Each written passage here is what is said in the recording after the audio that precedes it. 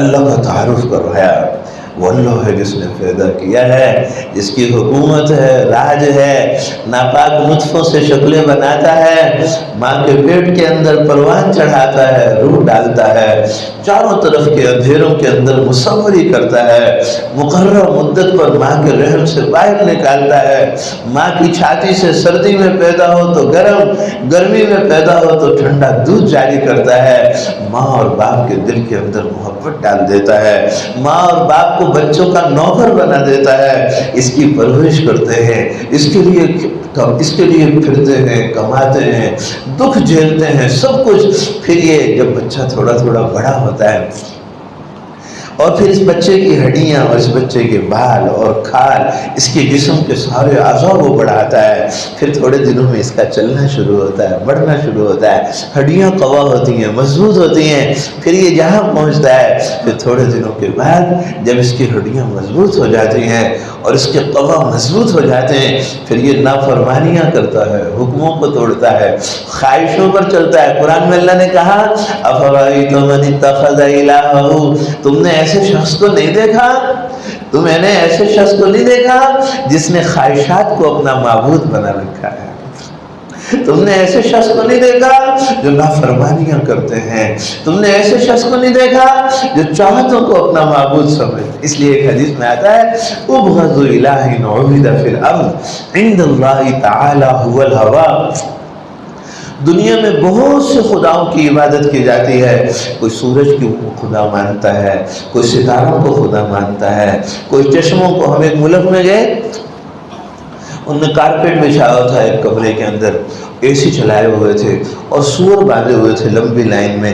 تو ہم نے ان سے پوچھا یہ کیا ہے، اتنا عالی شان کمرہ سوروں کے لیے؟ وہ کہنے لگے یہ ہمارے خدا ہے، خدا۔ ایک جگہ ہم ایک ملک میں گئے، انہوں نے شیشے میں مالٹے رکھے ہوئے تھے، مالٹے، وہ کہنے لگے یہ مالٹے ہمارے خدا ہیں۔ آگے گئے، انہوں نے طوطے رکھے ہوئے تھے، وہ کہتے طوطے ہمارے خدا ہیں۔ حدیث میں آتا ہے بہت سے خداؤں کی لوگ عبادت کرتے ہیں، کسی نے کیا خدا بنایا، کسی نے کیا خدا بنایا، لیکن جس خدا سے اللہ سب سے زیادہ بغض رکھتے ہیں وہ خدا کون ہے؟ وَعِنْدَ اللَّهِ تَعَالَىٰ هُوَ الْهَوَىٰ، ہوائے نفس، یہ اس کی سب سے زیادہ دنیا کے اندر پوجا کی جاتی ہے، نفس کی۔ نفس کسے کہتے ہیں؟ نفس کیا بلا ہے، کون سی طاقت ہے، کیا اس کی شکل ہے؟ یہ نفس کا کیسے پتہ چلے کہ آدمی نفسانیت پر ہے، خواہشات پر ہے، کیسے پتہ چلے گا؟ جانور جتنے بھی ہیں یہ سارے نفسانیت پر ہیں، جانور جتنے بھی ہیں سارے نفسانیت پر ہیں۔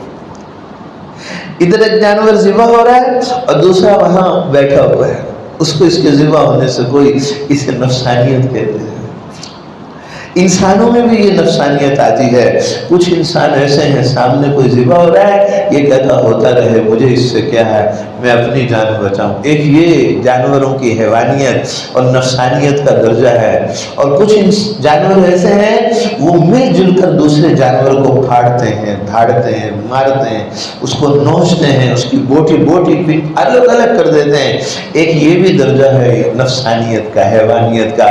جب لوگ زیادہ بگڑتے ہیں، انسان جب زیادہ نافرمانی پر آتے ہیں، اللہ سے زیادہ دور ہوتے ہیں، جب دل کے اندر گمراہی کا اندھیرا بڑھ جاتا ہے، جب دل سیاہ ہو جاتا ہے اور ہدایت کا نور اندر سے نکل جاتا ہے، پھر یہ ان جانوروں کی طرح ہو جاتے ہیں کہ جو سارے 2 4 8 جانور مل کر ایک جانور کو کھاتے ہیں۔ ہم ایک جنگل میں گئے، وہاں تشکیل میں جانا ہوا تو وہ بھوک میں اپنے بچوں کا پیٹ پھاڑ کر کھا جاتے تھے، اپنے بچوں کا پیٹ پھاڑ کر کھا جاتے تھے۔ جب انسان نفسانیت پر آتا ہے، نفسانیت پر، خواہش پر آتا ہے، تو پھر یہاں پہنچتا ہے کہ اپنے بچوں کو بھی مارتا ہے، اپنے بچوں کو، اپنے باپ کو مارے گا کہ باپ سے مجھے کوئی چیز ملے گی، مارو باپ کو، بیٹوں سے کچھ مل جائے گا، مارو بیٹوں کو، یہ بھائی سے کچھ ملے گا، مارو بھائیوں کو، ماں سے بھی کچھ مال مل جائے گا، مارو ماں کو بھی۔ انسان جب بگڑتا ہے تو اس کے درجے ہیں درجے۔ یہ جو سانپ ہے نا، سانپ یہ اپنے بچوں کو کھا جاتا ہے بھوک کے اندر، بچوں کو کھا جاتا ہے. ہمیں جب انسان زیادہ بگڑتا ہے تو پھر سانپ بن جاتا ہے, سانپ. اور یہ جو بچھو ہے, بچھو اس کو بچے کھا جاتے ہیں, بچے. اسی کے بچے سانپ بچوں کے جب یہ بوڑھا ہو جاتا ہے تو اس کو چاروں طرف سے لگ کر اس کو کھا جاتے ہیں بھوک کے اندر. اور جب آدمی بگڑتا ہے تو سانپ اور بچھو جیسا بن جاتا ہے. اس لیے ایک حدیث میں آتا, قیامت کے دن کسی انسانی آدمی, کسی انسان کو انسانی شکل کے اندر جہنم میں نہیں داخل کیا جائے گا. ہر آدمی کو وہ صفت, وہ شکل دی جائے گی جو دنیا کے اندر اس نے اختیار کی ہے. اگر یہ سانپ والی صفات تھی تو اسے سانپ کی شکل میں, بچھو والی تھی تو بچھو کی شکل کے اندر, اور اگر یہ درندہ تھا, درندہ یعنی پھاڑنا دھاڑنا اس کا کام تھا کسی کا, تو ان کو درندوں کی شکلیں دی جائیں. محشر کے میدان کے اندر پہچان لیا جائے گا یہ دنیا میں سانپ کی طرح جیتا تھا, یہ بچھوؤں کی طرح جیتا تھا, یہ درندوں کی طرح جیتا تھا. ہاں, یہ صاف دکھایا جائے گا. تو انہوں نے کیا کہا کہ اگر میرا خاتمہ ایمان پر ہو گیا, اگر میرا خاتمہ ایمان پر ہو گیا تو پھر تو میری داڑھی اچھی ہے, اور اگر میرا خاتمہ ایمان پر نہ ہوا تو پھر جو ہے تیرے کتے کی دم اچھی ہے. اب یہ انہوں نے اللہ کو تعارف کرایا, اللہ کون ہے, وہ پالنے والا ہے, وہ موت دیتا ہے, وہ خوشیاں دیتا ہے, وہ رات لے کر آتا ہے, وہ دن لے کر آتا ہے, وہ اولاد دیتا ہے, وہ بیٹیاں, وہ بیٹے, طاقتیں اس کے ہاتھ سے اندر, وہ حکومتوں کو لیتا بھی ہے, وہ دیتا بھی ہے, زمینوں سے وہ غلے نکالتا ہے. وہ ایسا ہے کسی جانور کو, پرندوں کو, اولم یروا الی الطیر فوقہم صافات ویقبض, ارے تم دیکھو کہ پرندوں کو ایسے اڑتے ہوئے, وہ پرندوں کو ہواؤں میں اڑاتا ہے. کتنے درندے ایسے ہیں جو پیٹ کے بل چلتے ہیں, کتنے ایسے ہیں جو پیروں پر چلتے ہیں, کتنے ایسے ہیں جو ہوا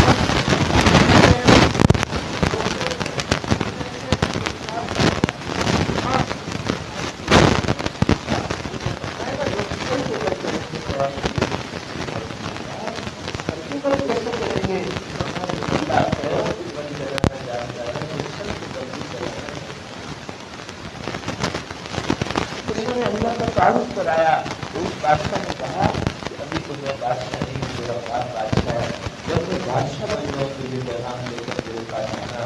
انہوں نے مسلمانوں کو بڑا ظلم کیا, بڑا ظلم کیا تھا, ان کی ساری تکلیف موجود. ایسا ظلم کا عالم تھا کہ ان کی ایک عورت آ جاتی, ایک عورت, اور بڑے بڑے شور کے اندر کہیں کہ سارے یہاں رک جاؤ اور میں ابھی آپ سے تمہیں آ کے قتل کروں گی. وہ گھر جاتی, گھر جا کے تلوار لے کر آتی. یہ سارے مسلمان نہیں کھڑے ہوتے تھے, اور وہ عورت آ کر ایک ایک کی گردن میں ڈالتی تھی. ان میں سے کوئی کیوں نہیں کر سکتا تھا, اتنا ان کا خوف ان کے اوپر مسلط تھا. تو اللہ کی شان, ایک آدمی دعوت دینے والا, اس نے بادشاہ وقت کے پاس خدا نے پہنچایا. وہ جناب بعد میں بادشاہ بنا. اس کا بیٹا تھا شیر الدین. اس نے کہا اب میں کیسے پیغام پہنچاؤں, تو اس نے اس بادشاہ کے محل کے باہر کھڑے ہو کر اذانیں دینا شروع کی.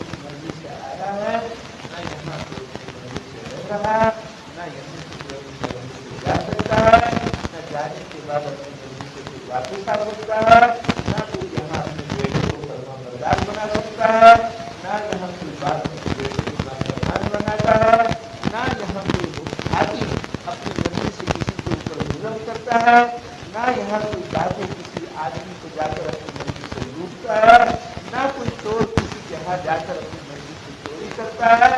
زمینوں کے اندر، انسانوں کے جسموں کے اندر سے کچھ اعمال نکلتے ہیں، ان اعمال کو اللہ پاک جل جلالہ آسمانوں کی طرف روانہ کرتے ہیں، آسمانوں پر ان عملوں کو دیکھا جاتا ہے، پھر نیچے بسنے والے انسانوں کے لیے ان اعمالوں کے بقدر فیصلے ہوتے ہیں کہ آج اس کا گھر لوٹا جائے گا، آج اس کے گھر چوری ہوگی، آج اس کے ہاتھی کو ظالم بنایا جائے گا، آج اس کے بیٹے کو نافرمان بنایا جائے گا، آج اس کی شادی فلاں جگہ ہوگی، آج اس کے ہاتھ میں بیٹا پیدا ہوگا، یہ اس بیٹے کی پیدا ہونے پر خوشیاں منائیں گے، جبکہ ہم اس بیٹے کے ذریعے سے اس کے باپ کو ذلیل کروائیں گے۔ آج بیٹی پیدا ہوگی، اس بیٹی کے پیدا ہونے پر اس کے گھر کے اندر خوشیاں ہوں گی، لیکن ہم اس بیٹی کے ذریعے سے آج اس کو فلاں کاروبار مل رہا ہے، وہ خوشیاں منا رہا ہے، لیکن آسمانوں پر فیصلہ ہوتا ہے اس کاروبار کے ذریعے سے ہم جو ہے تجھے عزتیں نہیں دیں گے، بلکہ اس کاروبار کے ذریعے سے تجھے ذلیل کر دیں گے۔ سارے فیصلے آسمانوں پر ہوتے ہیں۔ اب اگلی بات سنیں، ابھی ہم سارے کے سارے مسجد میں آئے، اپنے گھر سے چلے، قدم اٹھایا، ہر قدم پر نیکی، گناہ معاف، درجہ بلند، یہ بات پکی۔ ہم جب مسجد کی طرف آئے، آسمانوں پر اعلان ہوا آج کے بعد ان کو بہترین، پاک، صاف، شفاف، طیب رزق دیا جائے گا۔ وقوفیہ اگر دنیا میں کسی مصیبت میں، پریشانی میں ہو،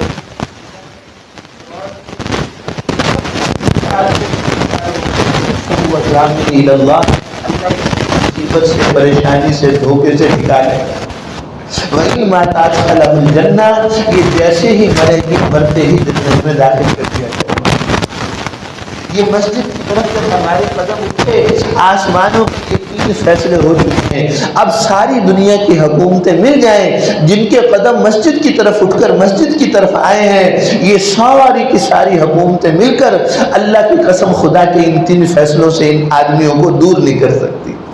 ان کو ہر حال کے اندر اللہ پاک جل جلالہ پاک، صاف، شفاف، طیب رزق دیں گے، بھلے آسمان زمین تانبے کا بن جائے، زمین سے ایک دانہ نہ اگے، آسمان سے ایک بوند پانی کا نہ نیچے اترے، لیکن اللہ پاک جل جلالہ اپنا وعدہ پورا کرنے کے اندر قادر ہیں۔ ان ساری کی ساری چیزوں کے بغیر اب ساری دنیا کے اندر جتنی حکومتیں ہیں یا جتنے بھی ادارے ہیں، یہ سارے امن چاہتے ہیں، یہ ساری دنیا کی حکومتیں اور ساری دنیا کے ادارے اور فوجیں اور ہتھیار اور ساری دنیا کی جتنی بھی خدمت کرنے والی تنظیمیں، یہ ساری مل جائیں، اللہ کی قسم یہ 250-300 ملکوں میں سے کسی ایک گھر کے اندر بھی امن نہیں لا سکتے اگر اس گھر کے اندر رہنے والے لوگوں کی زندگیوں کے اندر خدا کے احکامات نہیں ہیں، ان کے سامنے ان کا ماتھا خدا کے سامنے اگر جھکتا نہیں ہے، اس گھر میں رہنے والی مستورات کی آنکھوں میں اگر حیا نہیں ہے،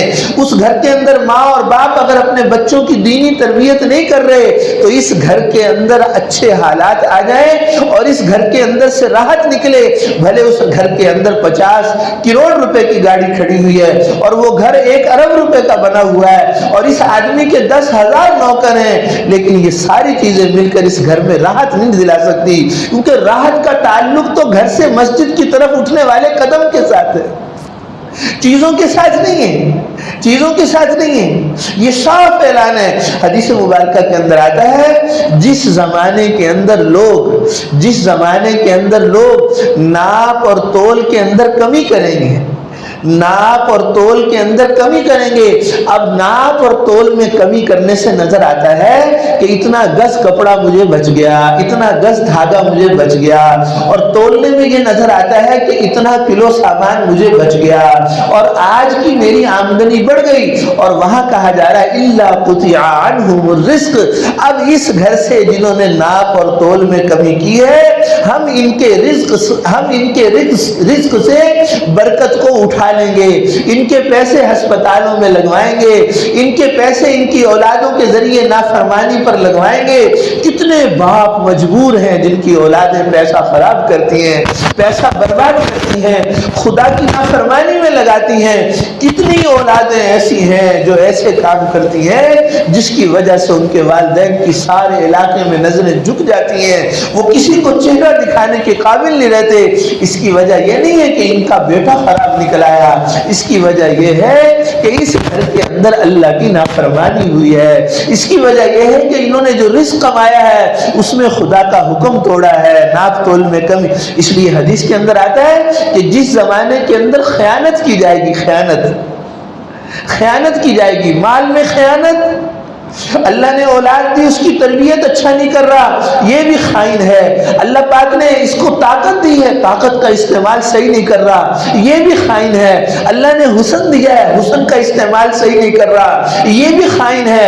اللہ نے اس کو علاقے میں بڑا بنایا ہے اور یہ بڑے بننے کے اندر خائن یعنی خیانت کر رہا ہے، جن کے ساتھ اس کی طبیعت ملتی ہے ان کے حق میں فیصلے کر دیتا ہے، یہ بھی خائن ہے۔ حدیث مبارکہ کے اندر آتا ہے حضور صلی اللہ علیہ وسلم کے ہاں جب چور کے لیے حد لگی کہ اس کے ہاتھ کاٹے جائیں تو آپ رونے لگے، تو کسی نے آ کے کہا یا رسول اللہ، جب آپ کو اتنا ہی دکھ اور صدمہ ہے، جب آپ کو اتنی پریشانی اور دکھ ہو رہا ہے، اتنا غم ہے کہ آنکھوں سے آنسو بے اختیار آپ کے نکل رہے ہیں، تو آپ نے کیوں اس چور کے لیے حد جاری کی؟ اس کے ہاتھ نہ کٹواتے، چھوڑ دیتے، معاف کر دیتے۔ تو آپ نے فرمایا اللہ کی قسم، اگر اس کی جگہ میری بیٹی فاطمہ بھی ہوتی تو ہاتھ تو اس کے بھی کٹتے۔ دکھ اپنی جگہ ہے، حکم اپنی جگہ ہے، دکھ اپنی جگہ، پیار اپنی جگہ، غم اپنی جگہ، حکم اپنی جگہ ہے۔ حکم کے مقابلے میں کسی کی پرواہ نہیں کریں گے۔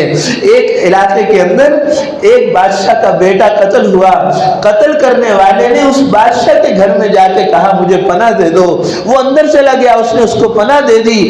جس کا بیٹا قتل ہوا یہ جوان تھا، آگے بادشاہ بننا تھا، دنیا اس کی اجڑ گئی، فوجیں پیچھے چلتی چلتی اس گھر میں پہنچی، لیکن یہ بادشاہ نیک مسلمان تھا۔ ان کا بادشاہ سلامت، آپ کے بیٹے کا قاتل آپ کے گھر میں پہنچ گیا ہے۔ ان کا ہاں ٹھیک ہے میرے بیٹے کا قاتل ہے، لیکن اب میں اسے اپنے گھر کے اندر امن دے چکا ہوں، واپس چلے جاؤ۔ ہاں اسلام یہ بتاتا ہے کہ ہم کسی کے نہیں ہیں سوائے اللہ کے۔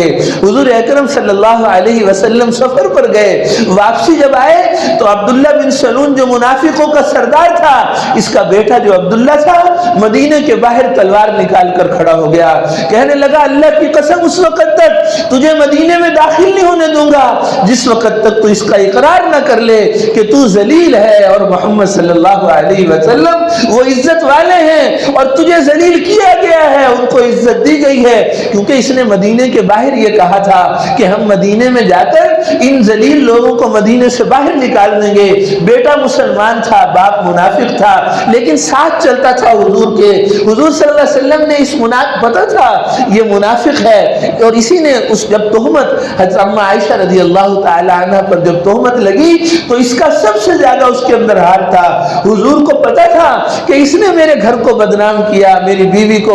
آپ صلی اللہ علیہ وسلم کو بڑا اس کا صدمہ تھا، لیکن وہ اپنا اسلام ظاہر کرتا تھا۔ آپ نے اس کو اپنے ساتھ چلایا، دنیا کے اندر بتایا ارے دنیا میں زندگی ایسے گزارنا کہ اگر تمہارے ساتھ کوئی یہ مل کر کہے کہ میں کلمے والا ہوں، بھلے وہ منافق ہو، کافر ہو، مشرک ہو، جیسا بھی ہو، لیکن اگر وہ کہے کہ میں اسلام والا ہوں تو اسے اپنے ساتھ لے کر چلنا۔ تو یہ بیٹا کھڑا ہو گیا تلوار لے کر، ابا تجھے داخل نہیں ہونے دوں گا۔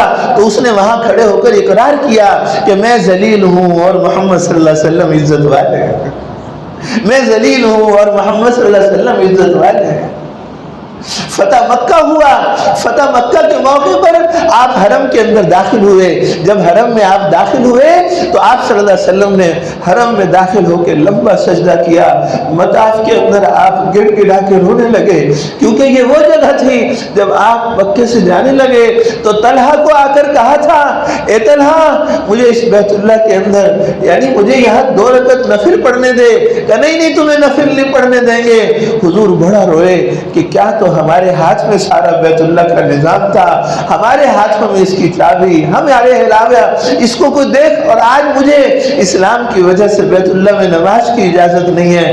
آپ نے بڑی منتیں کی، اس نے نہیں پڑھنے دی، آخر آپ روتے ہوئے واپس جانے لگے تو جبرائیل آ گئے، اور جبرائیل نے آ کر کہا کہ جاؤ جا کر طلحہ کو کہہ دو کہ ہم تھوڑے دنوں کے بعد پھر لوٹیں گے، اور وہ وقت ہوگا کہ بیت اللہ کی چابیاں مجھ محمد صلی اللہ علیہ وسلم کے ہاتھ میں ہوگی۔ آج نفل نہیں پڑھنے دیے جا رہے، لیکن خوشخبری بھی آ رہی ہے، لیکن حضور لڑ نہیں رہے کہ پیچھے ہو جا میں پڑھوں گا۔ حضور صلی اللہ علیہ وسلم کا ایک اشارہ صحابہ اپنی جانیں پرواز کر دیتے تھے، لیکن میرے محترم دوستو صبر کا حکم تھا، بس مار کھاتے رہو، پیچھے لگے رہو۔ آپ نے طلحہ کے پاس جا کر کہا طلحہ ایک وقت آنے والا ہے، مجھے خبر آ گئی ہے میرے رب کی طرف سے، میں آؤں گا اور آ کر اس وقت چابیاں میرے ہاتھ میں ہوں گی، جس کو چاہوں گا دوں گا۔ وہ کہنے لگے اللہ ہمیں ایسا دن نہ دکھائے، لیکن وہ ہوا۔ پھر آپ آئے تو آتے ہی بیت اللہ کے اندر مطاف میں سجدے میں پڑ گئے، بڑی دیر تک روتے رہے، صحابہ بھی سجدوں میں پڑ گئے، کیونکہ یہ وہ جگہ تھی جہاں سے حضور رات کو روتے ہوئے نکلے تھے اور روتے ہوئے جا رہے تھے، اور صدیق اکبر بھی اور حضور بھی بار بار کہہ رہے تھے کہ میرا جانے کو جی نہیں چاہتا، کیوں کیا کروں، یہ رہنے نہیں دیتے، یہ رہنے نہیں دیتے۔ آج فاتح بن کے داخل ہو رہے تھے، سارے کے سارے اپنی جانیں چھپانے کے لیے بھاگ رہے تھے، کوئی اس طرف جا رہا تھا، کوئی اس طرف جا رہا تھا۔ حضور نے اعلان کر دیا تھا کہ جو اپنے گھر میں جائے اس کو بھی امن، جو ابو سفیان کے گھر اس کو بھی امن، جو حرم میں آ جائے اس کو بھی امن۔ آج خوب بڑی خیرخواہی کا اعلان تھا۔ آپ سجدے میں آ کر گر گئے، سجدے سے سر اٹھایا تو آپ نے فرمایا آج بیت اللہ کی چھت پر چڑھ کر اذان دی جائے گی، اس سے پہلے کبھی ایسا نہیں ہوا کہ بیت اللہ کی چھت پر اذان دی گئی ہو، اور ایک تحقیق کے مطابق اس کے بعد بھی ایسا نہیں ہوا کہ کسی نے بیت اللہ کی چھت پر چڑھ کر اذان دی ہو۔ تو حضور نے فرمایا آج بیت اللہ کی چھت پر چڑھ کر اذان دی جائے گی۔ حضرت عمر رضی اللہ عنہ وہیں پر کھڑے تھے، حضرت صدیق اکبر رضی اللہ عنہ، ان کے جی میں آیا کہ آج بیت اللہ کی چھت پر چڑھ کر مجھے حضور صلی اللہ علیہ وسلم کہیں گے اذان دو۔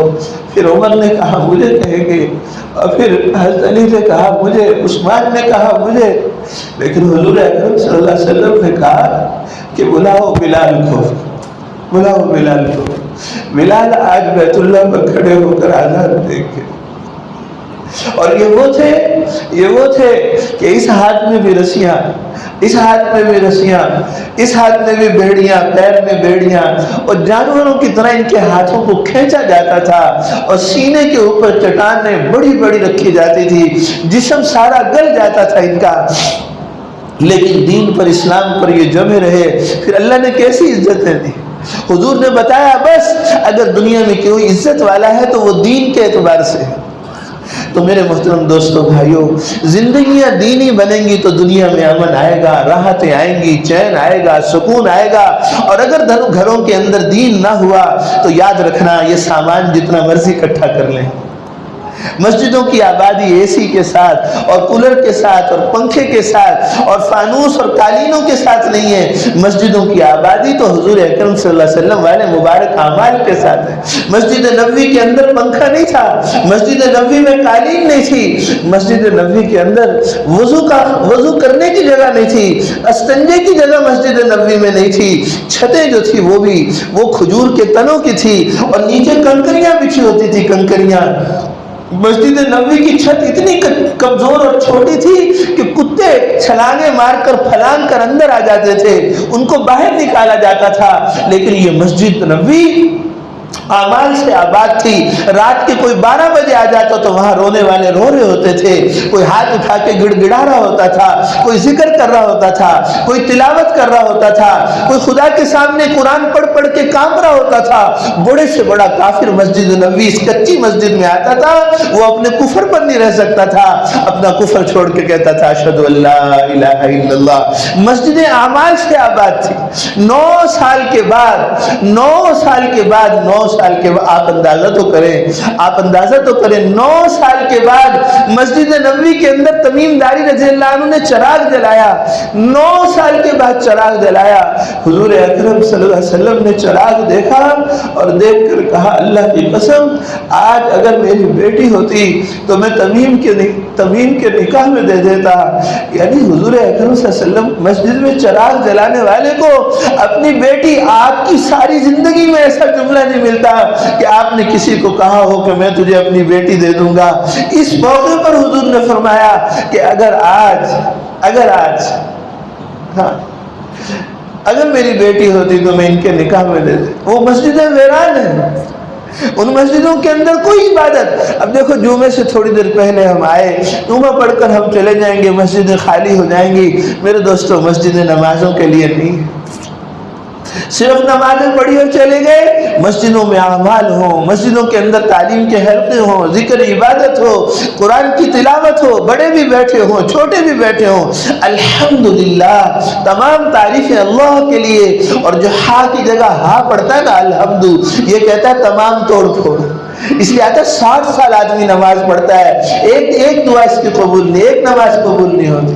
ہم آ کے قاری صاحب سے مولوی صاحب سے پوچھیں تو صحیح کہ میرے قرآن صحیح ہے، میرے الفاظ صحیح ہے.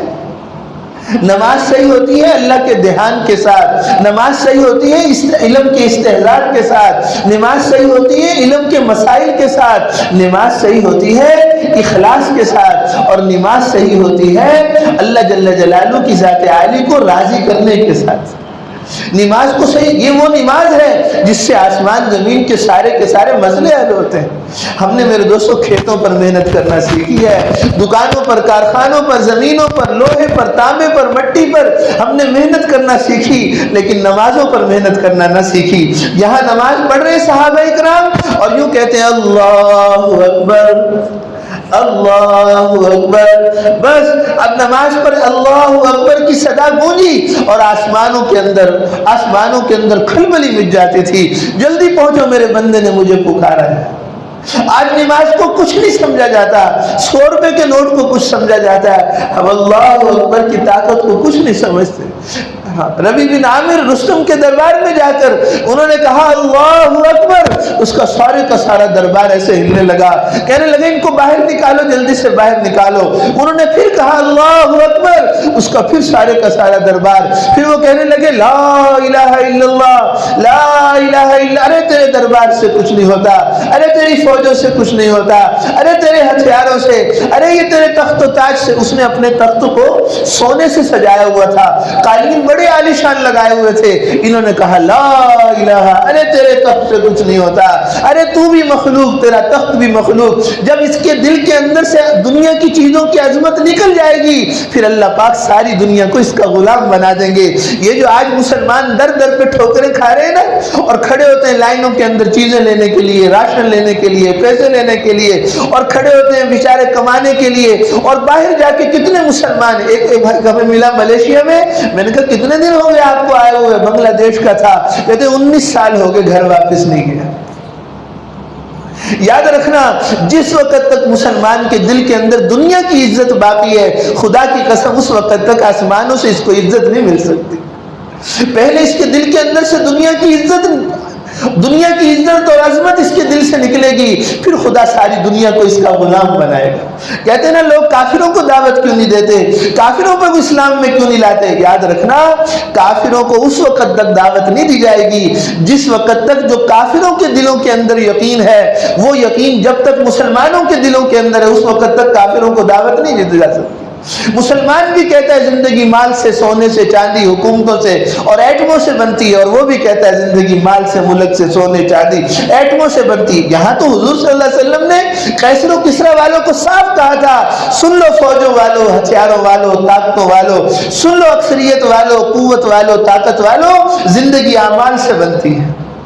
زندگی اعمال سے نعمان بن مقرن کیا کہہ رہے ہیں؟ کہہ رہے ہیں اس وقت تک تم نے حملہ نہیں کرنا جس وقت تک میری طرف سے آواز نہ آ جائے. جب میں پہلی دفعہ اللہ اکبر کہوں تم نے وضو کر لینا ہے. جب میں دوسری دفعہ اللہ اکبر کہوں تو تم نے ہتھیار باندھ لینے ہیں. جب میں تیسری دفعہ اللہ اکبر کہوں تو حملہ.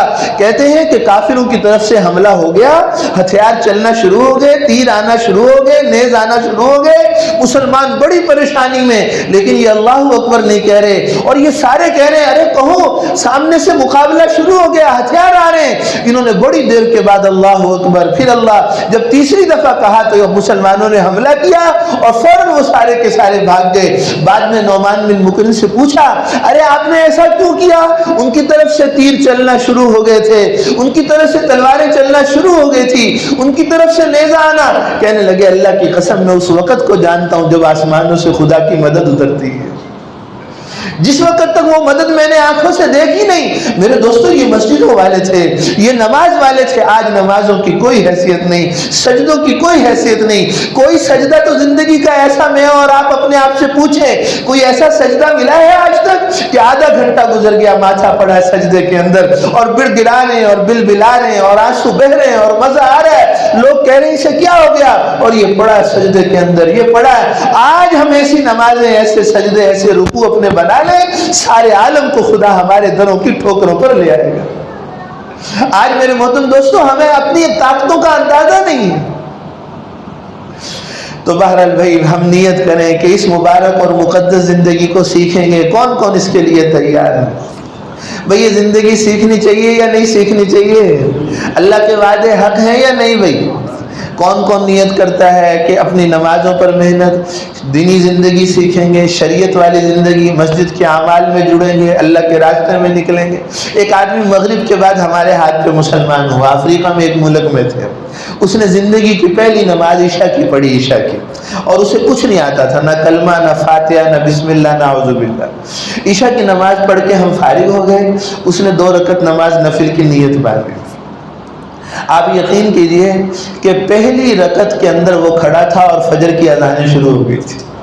یہ پہلی رات کا مسلمان تھا, پہلے دن کا مسلمان تھا, پہلے دن کا مسلمان. ہم نے اس سے پوچھا کہ تجھے پہلی رکعت کے اندر اتنی دیر کون سی چیز نے کھڑا کر دیا؟ کہنے لگا کہ تم نے مجھے کہا تھا اللہ, بس جب میں اللہ کہتا تھا تو گھنٹہ گھنٹہ میرا گزر جاتا تھا, میری ہچکیاں نہیں بند ہوتی تھی, میرے اندر سے آوازیں آتی تھی, ایسی ایسی آوازیں آتی اندر سے کہ پھر کہے اللہ. جیسے ابراہیم علیہ السلام کو کہا نا کہ اللہ نے کہا فرشتوں نے کہ بھی کیسے کہ تم آزما لو, تو فرشتے نیچے اترے اور آ کر کہا کہ ایک دفعہ کیا کہو.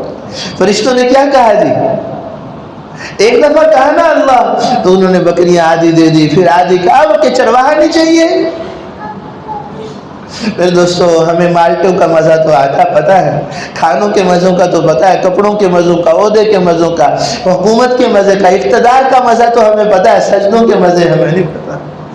ادھر اویس کرنی کہتے تھے آج سجدے کی رات ہے, آج رکوع کی رات ہے, ارے آج قیام کی رات ہے. عثمان رضی اللہ عنہ آگے پہلی رکعت کے اندر, پہلی رکعت میں پورا قرآن پڑھ لیتے. تمیم داری رضی اللہ عنہ پہلی رکعت کے اندر پورا قرآن پڑھ لیتے. تو میرے دوستو ان نمازوں پر محنت, یہ اللہ کے راستے میں نکلنے پر نعمتیں نصیب ہوگی. اگر ہم چاہتے ہیں ہماری نسلوں میں دین چلے, ہمارے گھروں میں امن آئے, ہم سارے عالم میں دین کے پھیلنے کا ذریعہ بنے, اور قیامت میں ہمارا میرے دوستو حضور صلی اللہ علیہ وسلم کے ساتھ کرسیاں لگے, قبر میں جائیں تو استقبال ہو,